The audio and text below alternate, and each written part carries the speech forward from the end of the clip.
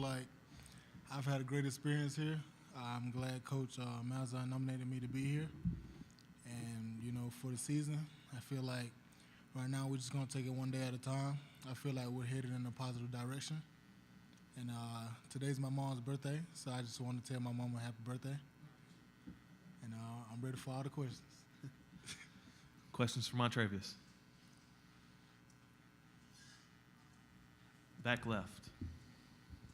Montravius, to me, it seems like you've gotten a little bit better each year you've been at Auburn. What is the next progression in your game? To play the game with a mean streak, have players that I have to face, just really not want to go against me every play, every down that I'm in the game. Front left. I'm curious the difference in preparation this offseason as opposed to last, where there was a lot of expectation on you guys, and then going into this year where you really kind of failed to meet that expectation a year ago. Really, I think that might be a good thing because when I came here, my 2013 year, my freshman year, we had no pressure. We wasn't ranked in any categories, and it's kind of like the same thing this year. So we don't really have any pressure. So, we're going to take every game one at a time, and we're going to see what happens. Front row here on the left. Montravius, you get to face Javon Robinson in practice. How would you describe his running style?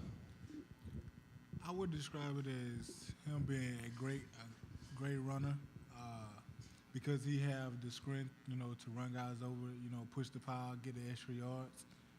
And I wanted him, me as a player, I wanted him to be a breakout runner, to be faster. And I seen him go from about 225 or something. He looked like he probably lost about 10 pounds. He looked good. He looked faster. I see him out there running. And, that's all I really wanted for him to be a faster player for him to improve his game.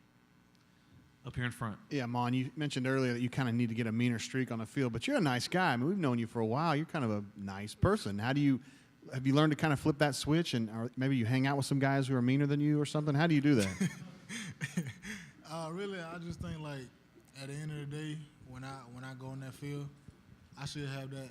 First of all, I should have it switched by the time coming through Tiger Walk. It should already be there, So that's what I'm really working on this year, and I think I'm pretty sure it'll be switched, and we'll see come September the 5th and every week after. Back right corner. Yeah, I asked one of your teammates about your coach. He said in the offseason he wanted to get back to his roots and his high school roots, his coaching roots, and be less of a CEO and more of a coach. How have you seen that? Have you seen him get back to those roots, and is he more vocal? Have you seen that in any way? I think he is, just because now I just see him everywhere. It's like he's a part of the defense. He's a part of the offense. He's part of the special teams. He's just trying to help all players improve their games and improve themselves as being better men. And I just think with that being said, he's going to help improve this football team. Front row here on the left.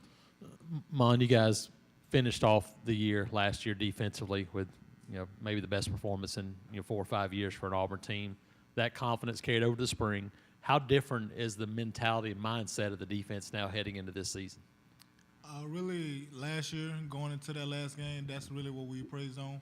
First of all, we wanted to send the seniors out right, with a victory of their own. And we also wanted to do that so our defense could be, ready to take the next step comes next year, which is this year now, because, we know we started the season out fast with Clemson, so we know we had to be ready as a defense.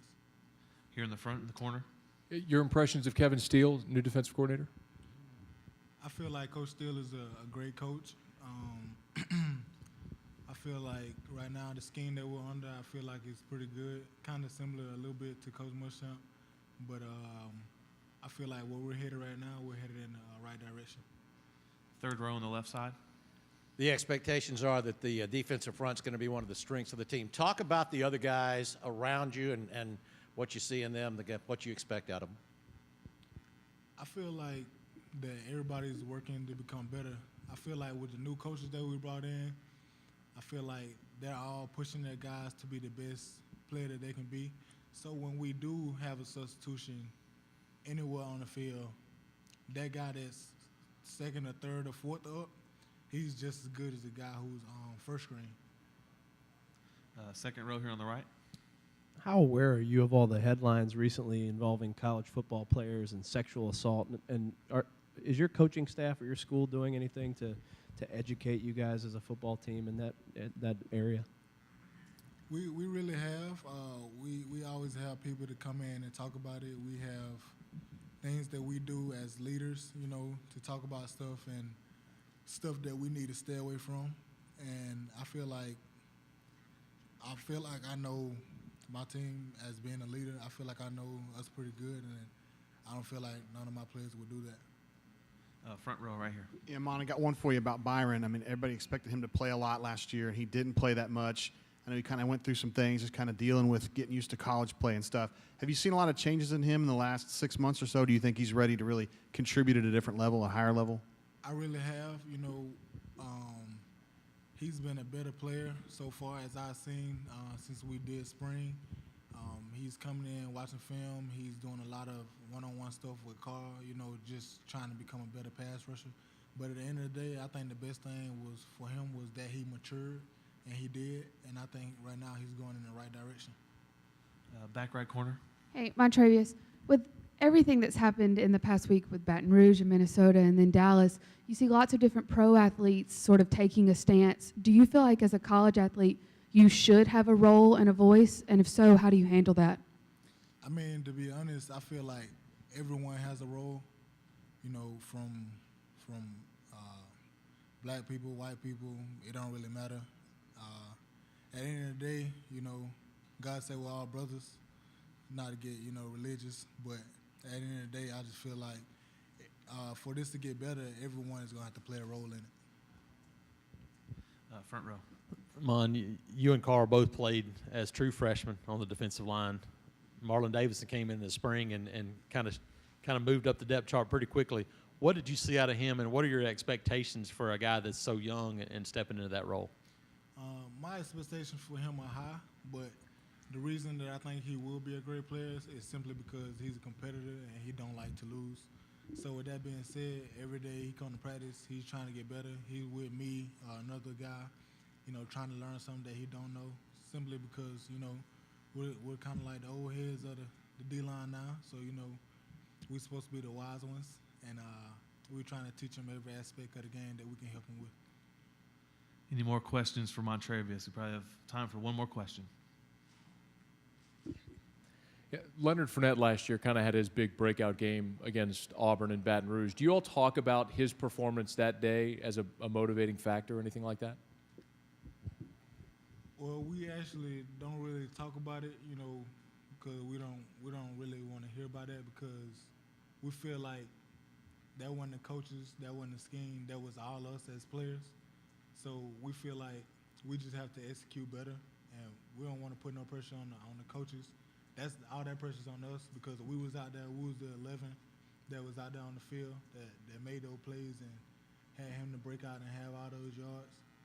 And I feel like next year we'll come more prepared. And that's all we have time for. Thanks, Montravius.